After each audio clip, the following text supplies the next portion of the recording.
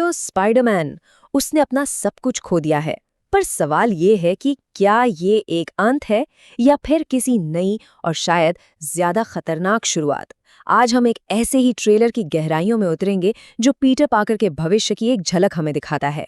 सिर्फ एक लाइन, और बस इसी एक लाइन से हम सीधे पीटर पार्कर के अकेलेपन की दुनिया में पहुंच जाते हैं। देखिए, ये कोई मामूली भूलना नहीं है, ये तो उस अतीत का साया है जिसे अब दुनिया में सिर्फ और सिर्फ वही याद रख सकता है।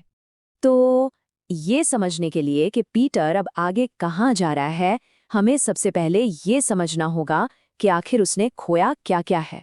पूरी दुनिया को बचाने की कीमत पीटर पार्कर का वजूद था। उसे खुद को ही मिटाना पड़ा। जरा सोचकर देखिए, उसने उन्हीं लोगों की यादों से खुद को हमेशा के लिए मिटा दिया जिनके लिए वो ये सब कर रहा था, नेड और एमजे। और इसी कुर्बानी ने पीटर को ना जैसे दो हिस्सों में तोड़ दिया है। एक तरफ है पीटर पार्कर, एकदम अकेला, एक ऐसा इंसान जिसे सब भूल चुके हैं, और फिर दूसरी तरफ है स्पाइडरमैन, वो रक्षक जो हमेशा सही काम करता है, चाहे उसे कोई भी कीमत चुकानी पड़े। और ये जो लाइन है ना, ये उसके अंदर चल रहे इसी संघर्ष को बिल्कुल साफ दिखाती है। एक हीरो का फर्ज एक इंसान के टूटे हुए दिल पर कैसे भारी पड़ रहा है। पर ये जो इमोशनल दर्द है, ये तो बस शुरुआत थी, क्योंकि अब ये संकट उसके शरीर पर भी हावी होने लगा है।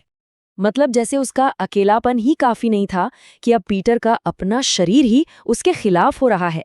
उसके साथ कुछ ऐसा हो रहा है जो उसकी समझ से बिल्कुल बाहर है, और अब उसे मदद के लिए किसी एक्सपर्ट के पास जाना ही होगा। लेकिन सवाल ये है कि जब दुनिया में उसे कोई पहचानता तक नहीं, तो वो मदद मांगने जाएगा भी तो किसके पास?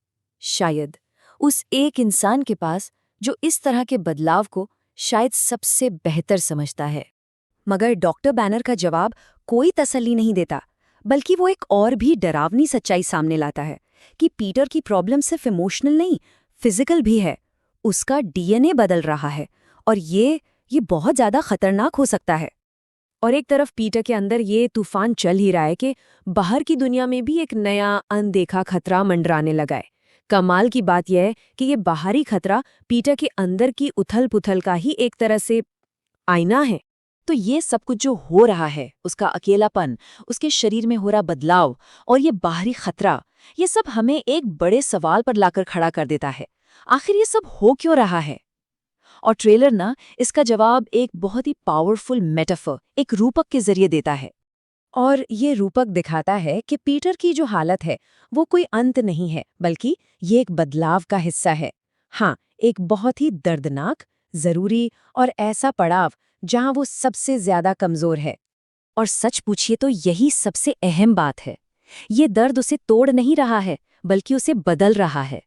ये एक तरह की अग्नि परीक्षा है, जिसके बाद एक नए रूप में उसका पुनर्जन्म होगा। तो सवाल ये उठता है कि क्या इस अग्नि परीक्षा के बाद सच में एक नई सुबह होगी? और इसी सवाल के साथ हम कहानी के आखिरी और शायद सबसे जरूरी हिस्से में पहुंचते हैं। इतने अंधेरे और दर्द के बाद आखिरकार उम्मीद की एक हल्की सी किरण दिखती है। हम देखते हैं कि पीटर एक नई जिंदगी की तरफ अपना पहला कदम बढ़ा रहा है, और वो भी उसी इंसान की तरफ जिसे वो सबसे ज्यादा चाहता था। लेकिन अब वो उसका दोस्त या बॉयफ्रेंड नहीं है, वो बस एक पड़ोसी है। और यहीं, इसी मोड़ पर, यह ट्रेलर हमें एक बहुत बड़े सवाल के साथ अकेला छोड़ देता है। पुनर्जन्म का असली मतलब क्या है? क्या ये वाकई एक नई कोरी शुरुआत है, या फिर ये सिर्फ एक ऐसा खालीपन है जहां पीटर पार्कर हमेशा के लिए अपने ही अतीत का एक साया बनकर रह जाएगा?